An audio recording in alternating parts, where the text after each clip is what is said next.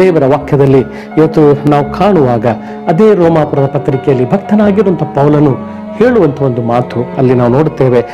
ರೋಮಾಪುರ ಪತ್ರಿಕೆ 12ನೇ ಅಧ್ಯಾಯ ಅದರ 16ನೇ ವಚನದ ನೋಡುತ್ತೇವೆ. ನಿಮ್ಮೊಳಗೆ ಏಕ ಮನಸ್ಸುಳ್ಳವರು ಆಗಿರಿ, ದೊಡ್ಡಸ್ತಿಕೆ ಮೇಲೆ ಮನಸ್ಸಿಡದೆ ದೀನರ ಸಂಗಡ ಬಳಕೆಯಾಗಿರಿ, ನಿಮ್ಮನ್ನು ನೀವೇ ಬುದ್ಧಿವಂತರೆಂದು ಎಣಿಸಿಕೊಳ್ಳಬೇಡಿರಿ. ದೇವರಿಗೆ ಸ್ತೋತ್ರವಾಗಲ್ಪಡಲಿ. ಹಲ್ಲೆಲೂಯಾ. ನಿಮ್ಮೊಳಗೆ ಏಕ ಮನಸ್ಸುಳ್ಳವರು ಆಗಿರಿ. ನೀವು ಅನೇಕರಾಗಿ ಸೇರಿ ಬರ್ತಾ ಇದ್ದೀರಿ, ನೀವು ಅನೇಕರಾಗಿ ನೀವು ಇದ್ದೀರಿ. ಆದರೆ ಇದನ್ನು ಸೇರಿ ಬರುವಾಗ, ನೀವು ಕೂಡಿಕೊಂಡಿರುವಾಗ, ನೀವು ಅನ್ಯೂನ್ಯತೆಯಲ್ಲಿ ಇರುವಾಗ ನೀವು ಯಾರು ಕೂಡ ದೊಡ್ಡಸ್ತಿಕೆ ಮೇಲೆ ನೀವು ಮನಸ್ಸು ಇಡಬೇಡಿರಿ.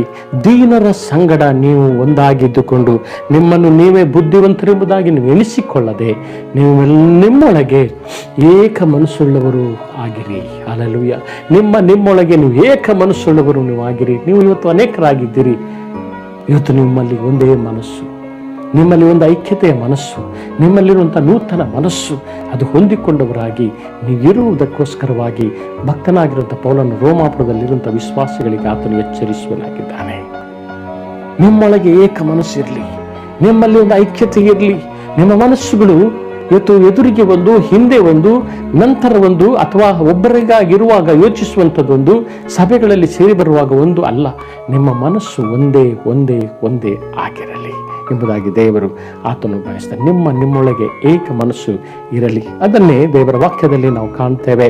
ಇವತ್ತು 1 ಪೇತ್ರನ ಪತ್ರಿಕೆ 3ನೇ ಅಧ್ಯಾಯ 8-9ನೇ ವಚನದಲ್ಲಿ ಕೂಡ ನಾವು ನೋಡಿಕೊಳ್ಳುವುದಾದರೆ ಪೇತ್ರನು ಕೂಡ ಈ ರೀತಿಯಾಗಿ ಆತನು ಬರೀತಾನೆ. ನೀವೆಲ್ಲರೂ ಏಕ ಮನಸ್ಸುಳ್ಳವರಾಗಿರಿ, ಪರರ ಸುಖ ದುಃಖಗಳಲ್ಲಿ ಸೇರುವವರಾಗಿರಿ, ಅಣ್ಣ ತಮ್ಮಂದಿರಂತೆ ಒಬ್ಬರನ್ನೊಬ್ಬರು ಪ್ರೀತಿಸಿರಿ, ಕರುಣೆಯು ದೀನಭಾವವೂ ಉಳ್ಳವರಾಗಿರಿ, ಅಪಕಾರಕ್ಕೆ ಅಪಕಾರವನ್ನು, ನಿಂದೆಗೆ ನಿಂದೆಯನ್ನು ಮಾಡದೆ ಆಶೀರ್ವದಿಸಿರಿ. ಇದಕ್ಕಾಗಿಯೇ ದೇವರು ನಿಮ್ಮನ್ನು ಕರೆದನಲ್ಲ. ಇದು ದೇವರು ನಮ್ಮನ್ನು ಕರೆದಂಥ ದೇವರು, ಇವತ್ತು ನಮ್ಮನ್ನು ಆರಿಸಿಕೊಂಡಂಥ ದೇವರು. ಇವತ್ತು ನಮ್ಮನ್ನು ಕರ್ತನು ತಾನೇ ನಮ್ಮ ಆರಿಸಿಕೊಂಡು ಇವತ್ತು ಆತನ ಮನಸ್ಸು, ಆತನ ಮೇಲೆ ಭಕ್ತಿಯ ಮನಸ್ಸು, ಆತನ ನಿಯಮಗಳನ್ನು ಆಜ್ಞೆಗಳನ್ನು ಕೈಕೊಳ್ಳುವಂಥ ಮನಸ್ಸು ನಮ್ಮಲ್ಲಿರುವುದರಿಂದ ನಮ್ಮೊಳಗೆ ಏಕ ಮನಸ್ಸುಳ್ಳವರಾಗಿ ನಾವು ಇರುವುದು ಮಾತ್ರವಲ್ಲ, ದೊಡ್ಡಸ್ತಿಕೆ ಮೇಲೆ ನಾವು ಮನಸ್ಸಿಡುವರು ಮಾತ್ರವಲ್ಲ, ನಾವೇ ಬುದ್ಧಿವಂತರೆಂಬುದಾಗಿ ಅಂದುಕೊಳ್ಳುವುದು ಮಾತ್ರವಲ್ಲ.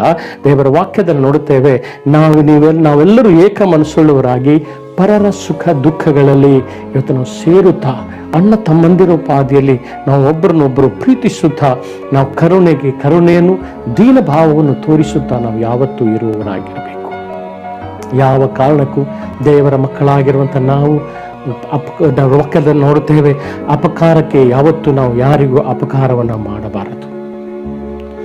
ನಿಂದೆಗೆ ಬದಲಾಗಿ ಅವರಿಗೆ ತಿರುಗಿ ನಾವು ನಿಂದೆಯನ್ನು ಮಾಡಬಾರದು ಎಂಬುದಾಗಿ ಇವತ್ತು ದೇವರು ಆತನು ಹೇಳುವನಾಗಿದ್ದಾನೆ. ಅಂಥವರನ್ನು ನೀವು ಆಶೀರ್ವದಿಸಿರಿ, ಅದಕ್ಕಾಗಿ ದೇವರು ನಮ್ಮನ್ನು ಕರೆದಿದ್ದಾನೆಂಬುದಾಗಿ ದೇವರ ವಾಕ್ಯ ಹೇಳ್ತದೆ. ಯಾವ ಕಾರಣಕ್ಕೂ ಮನಸ್ಸಿನೊಳಗಾಗಲಿ ಬಹಿರಂಗವಾಗಲಿ ಇವತ್ತು ನಾವು ಅಪಕಾರಕ್ಕೆ ಅಪಕಾರವನ್ನು ಹೇಳದೆ, ನಿಂದೆಗೆ ನಿಂದೆಯನ್ನು ನಾವು ಹೇಳದೆ, ಅವರನ್ನು ಆಶೀರ್ವದಿಸುತ್ತಾ, ಅವರನ್ನು ಕರುಣೆ ತೋರಿಸುವವರು, ದಯ ತೋರಿಸುವವರು, ತಪ್ಪುಗಳನ್ನು ತಿದ್ದುವವರು, ನಾವು ಒಂದೇ ಅನ್ಯೂನ್ಯತೆಯ ಸಹೋದರರೆಂಬುದಾಗಿ ತಿಳಿದುಕೊಂಡು ನಾವು ಒಬ್ಬರನ್ನೊಬ್ಬರು ಕರುಣಿಸುವವರು, ಪರಪರ ಸುಖದಲ್ಲಿಯೂ ಅವರ ದುಃಖದಲ್ಲಿ ನಾವು ಯಾವಾಗಲೂ ಸೇರುವವರು, ಅಂದರೆ ಅದರೊಳಗೆ ನಾವು ನೆಲೆಯಾಗಿರುವವರಾಗಿರೋಣ.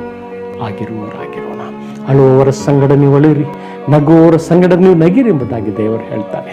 ಇವತ್ತು ಸುಖದಲ್ಲಿರುವವರ ಆ ಸುಖದಲ್ಲಿ ನಾವು ಪಾಲುಗಾರರಾಗಿರೋಣ, ದುಃಖದಲ್ಲಿ ಯಾರಿದ್ದಾರೆ ಆ ದುಃಖದಲ್ಲಿ ಕೂಡ ಇವತ್ತು ನಾವು ಪಾಲುಗಾರರಾಗುವುದಕ್ಕಾಗಿ ಅಂಥ ಒಂದು ಮನಸ್ಸು ನಮಗೂ ದಯಪಾಲಿಸೆಂಬುದಾಗಿ ನಾವು ದೇವರ ಹತ್ರ ನಾವು ಕೇಳಿಕೊಳ್ಳುವವರಾಗಿರೋಣ. ಹಲ್ಲೆಲೂಯಾ.